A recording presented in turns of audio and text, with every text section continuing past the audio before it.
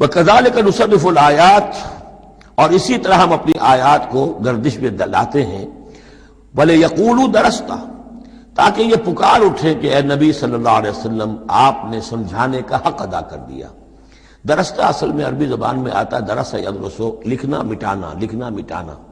جیسے بچے شروع میں جب کوئی تعلیم حاصل کرتے ہیں تو تختی ہے، تختی لکھی پھر دھو دی، پھر لکھی پھر دھو دی۔ اب تو خیر تختی وقتی شاید آج لوگوں کے ذہنوں سے نکل گئی ہوں گی باتیں، آج کا بچہ کیا سمجھے گا تختی کس بلا کا نام ہے۔ یا سلیٹ ہوتی تھی، اب اس پہ کچھ کیا پھر دھو دیا، پھر کچھ لکھا پھر صاف کر دیا۔ تو یہ ہے کہ کسی کو پڑھانے کے لیے تدریجاً بار بار درستہ، اے نبی آپ نے خوب بار بار ہر طرح سے ہر اعتبار سے، ایک پھول کا مضمون ہے تو 100 رنگ سے باندھوں، آپ نے بات سمجھا دی۔